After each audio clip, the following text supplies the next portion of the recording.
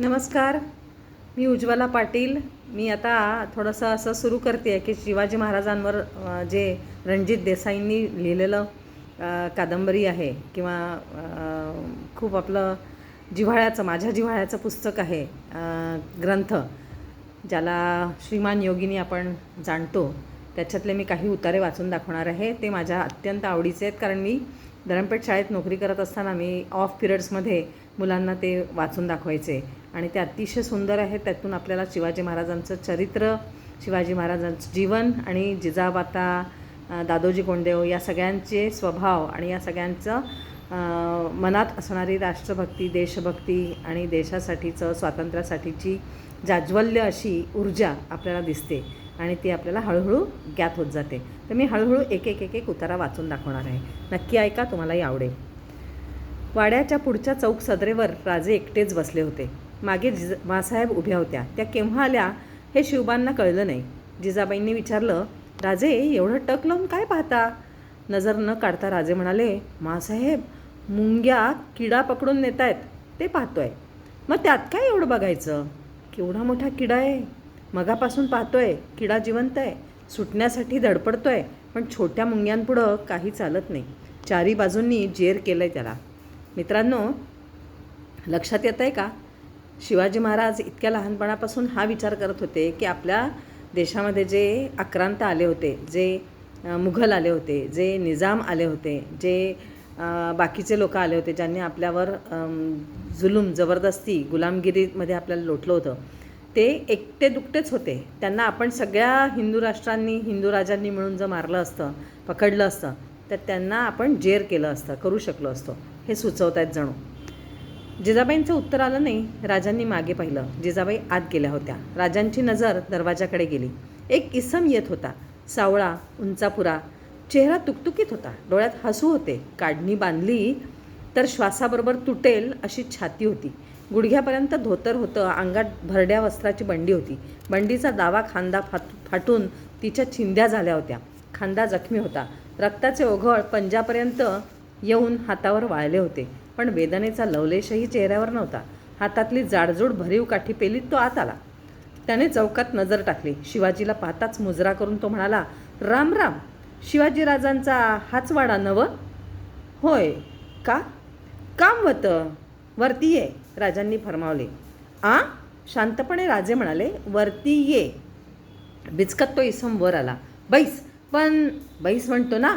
राजांची नजर पाहताच तो बसला. शिवाजीराजे उठले. त्यांनी काही न बोलता त्याचा हात पाहिला आणि ते ओरडले, कोण आहे तिकडे? चारी वाटांनी हुजरे धावत आले. प्रथम आलेल्याला राजे म्हणाले, देवडीवरचे कुठे गेले?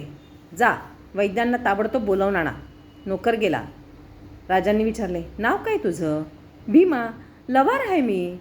चूक सुधारित भीमा म्हणाला, सरकार. एव्हाना दादोजीही उठून बाहेर आले. राजांनी भीमाला विचारले, का आला होतास? सांगू का? मी या मुलखातला नवं. आम्ही तिकडचं, साताऱ्याचं. दुष्काळ पडला तेव्हा मुलक सोडून मोगलाईत गेलतो. वाटणं येत होतो, रान होतं, आणि आलो की अंगावर. कोण? राजांनी विचारलं.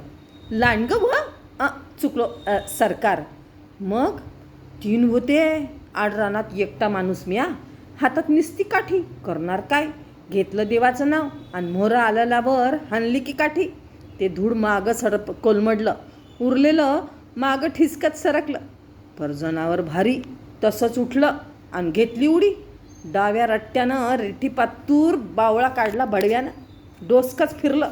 मुस्कट बघून एकच काठी हाणली. उठलंच नाही.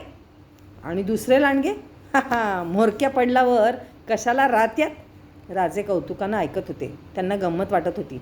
पण तू इकडे कसा? राजाने विचारले. आईला, ते राहिलंच की. तिथनं वाट सुधारली. वाटेनं येत होतो, 2 माणसं भेटली. तुम्हावानीच त्यांनी बी विचारलं, बावळ्याला काय झालं म्हणून. म्या सांगितलं तर म्हणले, अरे लांडग्याची शेपटी का आणली नाहीस? म्या म्हणलं, कशाला?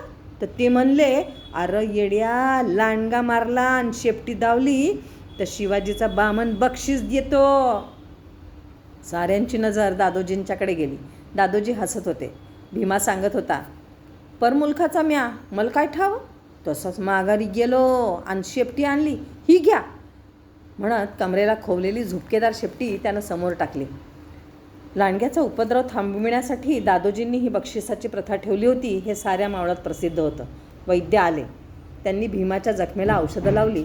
औषधं लावीत असतात त्याने विचारलं, शिवाजीराजे म्हणत्यात ते तुम्हीच? हो का? काय नाही, लय बोलवा ऐकली होती. मला वाटलं कुणीतरी जाणता माणूस असल. सारा वाडा हसला. दादोजींनी सांगितलं, कुलकर्णी, याला दप्तरी घेऊन जा आणि याचं बक्षीस द्या. थांबा, राजे म्हणाले. राजे उठून आत गेले. जेव्हा ते बाहेर आले तेव्हा त्यांच्या हातात एक तलवार होती. भीमाला ती देत राजे म्हणाले, भीमा, नशीब तुझं म्हणून काठीवर भागलं. ही तलवार जवळ असू दे. भीमानं तलवार हाती घेतली. पान बघत तो म्हणाला, रामपुरी दिसते. तुला यातलं कळतं? राजांनी विचारलं. म्हणजे? धंदाच नव्ह माझा, यस्त करत आलो. आता कुठे जाणार? पोट भरल तिकडं. इथं राहतोस? राहीन की. काम सांगा. तुला लोहार शाळा देतो, करशील? भीमाने राजांचे पाय धरले. लई उपकार होतील सरकार. सोनोपंत, राजे सोनोपंतांच्याकडे वळून म्हणाले, याला लोहार शाळा काढून द्या. सोनोपंतांनी दादोजींकडे पाहिले. दादोजी म्हणाले, सोनोपंत,